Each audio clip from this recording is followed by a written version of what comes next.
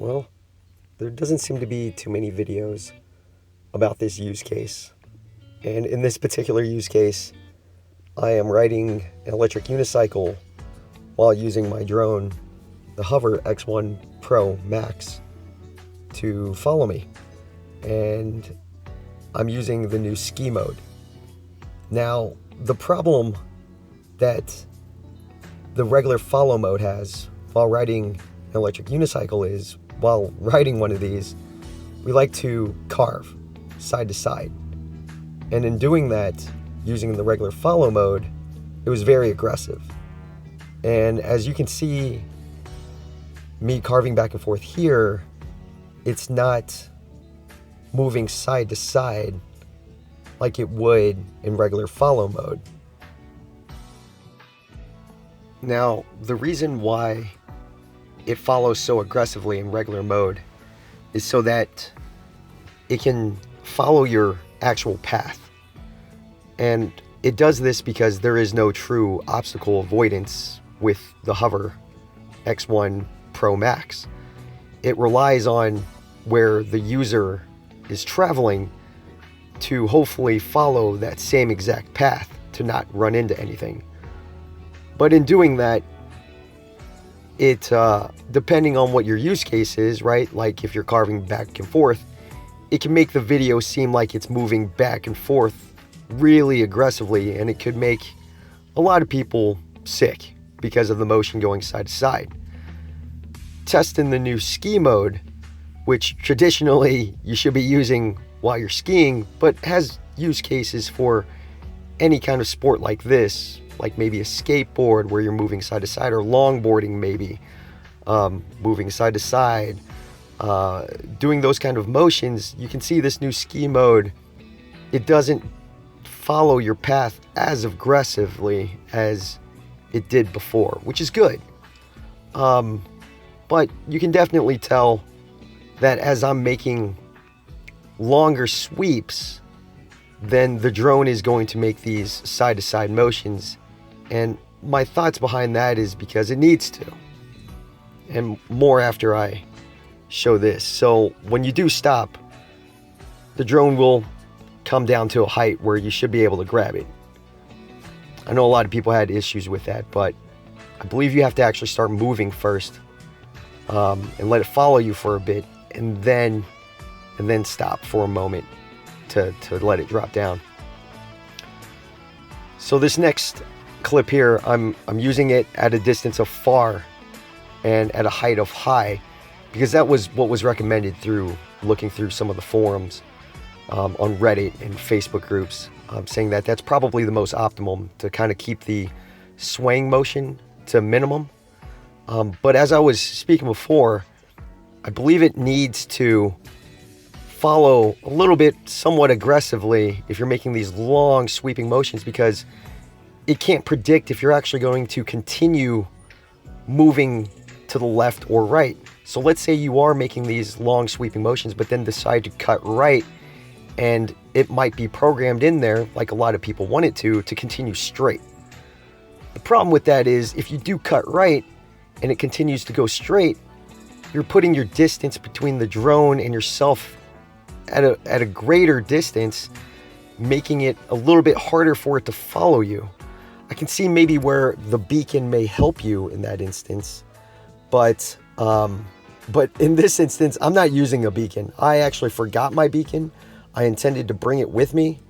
So you can probably see several times in these videos, I'm slowing down to kind of take a look back because I can't hear the drone because of the distance between myself and the wind speed.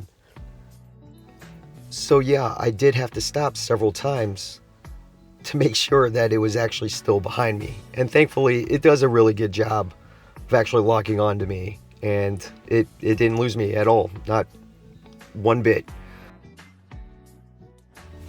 I will say that the speeds I was traveling, I tried to keep it under 30 miles per hour. I know it can follow you at a speed of 26, but it has a burst speed of around 34, I believe, miles per hour. And that's just so it can catch up to me in those instances where I might be speeding up really quickly. this is just another example of me stopping. It's at a distance high above me, so just give it a moment. We'll drop down, and then lets me go and grab it. So I know, again, a lot of people had issues with it, but when it works, it works. It seems to be working okay for me. I also wanted to mention that I am using the skiing charging case.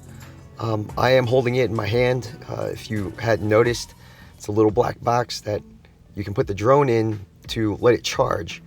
And one of the features of it is you're able to not turn off the drone, just fold it up, put it back in the box and let it charge. And in about a minute, give or take, it will go into standby mode, meaning the next time I'm ready to take this out and fly, I do not have to wait for it to fully boot up. I press the power button and it's ready to go. In my experience for this day, Omni Terrain was able to turn on immediately. I didn't have to wait for it to acquire. The only time I had to wait was maybe about a minute during the very first clip that I did for this day. After that, each time I took it out of standby mode by taking it out of the case and powering it on, it was able to power on very quickly, and the Omni Terrain was ready to go immediately. So I was very impressed by that, very happy.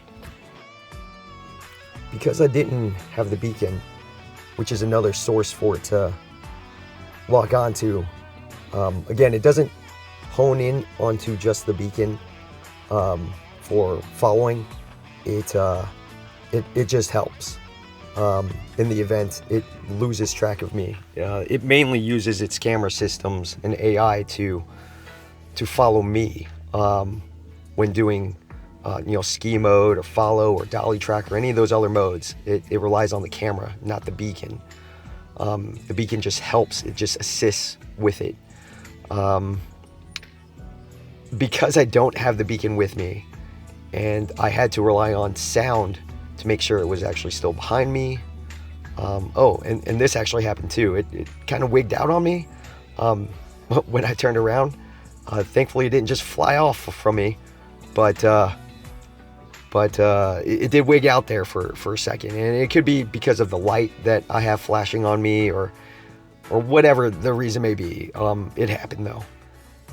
But as I was saying, because I didn't have the beacon, I'm relying on sound to make sure it's following me, and I'm making sure that my speeds aren't in excess of 26 miles per hour for a very long period of time, because it only has a burst speed of 36 or 34 miles per hour. And because of that reason, I am now using a little Pebble Bee, which is just a Bluetooth tracker that I take out and I place on top of the drone to make sure I don't lose it in the event it does fly off from me and I need to go find it. Because anybody familiar with my story, the first original one that I had, it did fly off from me. It was connected to the beacon. It was on old firmware that they acknowledged that there was some sort of issue, and it took off from me from about 45 feet in the air. It took off full speed in a direction that I couldn't reconnect to or locate in a really heavily wooded area. And I spent a couple hours trying to look for it and couldn't find it. So now I attach a Bluetooth tracker, which doesn't seem to affect its flight. Probably diminishes the amount of time it can fly, but it's very light and it's probably negligible.